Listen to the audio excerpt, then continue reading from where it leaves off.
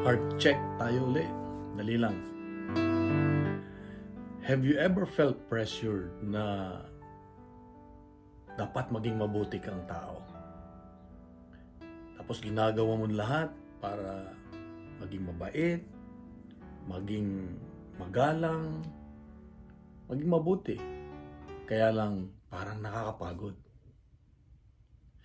Paano kung ito yung pinapaalala ng Diyos sa iyo at sa akin ngayon?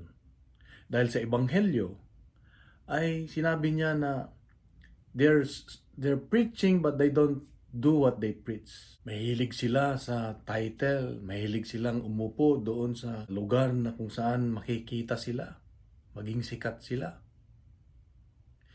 Kaya lang, sabi niya, whoever exalts himself will be humbled. Whoever humbles himself will be exalted. Ibig sabihin sa mata ng Diyos ay hindi niya tinitignan yung image natin. Tinitignan niya yung puso natin. Sa totoo lang, ito ay relatable sa ating mga Filipino. Bakit? Kasi minsan gusto natin yung pangalagaan yung reputasyon natin. Yan. Sa simbahan, lalo sa simbahan, kailangan ipakita mo na banal ka. Ipakita mo na ikaw ay nagsisimba, ikaw ay mabuting tao, maingat sa mga salita. Kaya lang, deep inside us, parang hindi yun ang nasa loob natin. Parang gusto mong magrebelde, parang gusto mong makawala na hindi ako ito. Bakit? Kasi we are being pressured by our environment. Yung masasabi ng ibang tao. Lagi nating iniisip.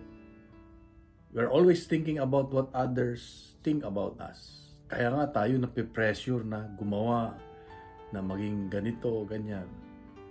Pero alam mo, ang sabi ng Diyos, ang hinahanap ng Diyos, ang pinapalala ng Diyos sa atin ngayon ay dapat meron tayong maging totoo tayo sa ating sarili.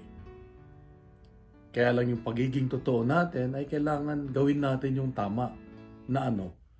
Sabi nga, kung tayo ay, if we are really strong, we need to serve. And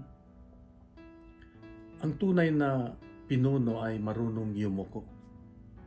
At ang tunay na malakas ay siya yung mga marunong maglingkod. A true humility is not thinking less about himself, but thinking of yourself less. Di mo binababa ang sarili mo, kundi alam mo na ikaw ay kailangang magpakumbaba. Now, if you are tired of pretending, why not come back and try to look okay, try to be simple in your faith.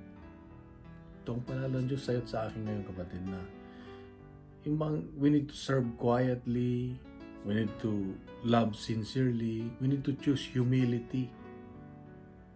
Maging totoo tayo dahil ang importante kung ano ang tingin ng Diyos sa atin, sa ating kaloob-looban. Dahil ito ang pinakamahalaga, importante sa Kanya. Manalangin tayo, Panginoon, tanggalin mo ang anumang pride o yabang sa aking puso para mapansin.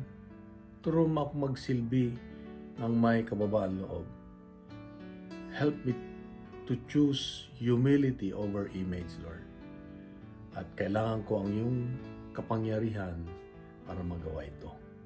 Lahat ng ito may aking kahilingan sa iyo sa pamamagitan ng iyong anak na si Jesus, kasama ang Banal na Espiritu Santo magpasawalang hanggan. Amen. Kung nagustuhan po natin ang ating reflection ngayon, ay hiniling ko lang po na ibahagi natin sa social media, sa mga kamag-anak, kaibigan natin. Punuin natin ng good news ang social media at gawin nating viral ang salita ng Diyos. Isang mapagpalang araw sa iyo sa mga mahal sa buhay. God bless and God is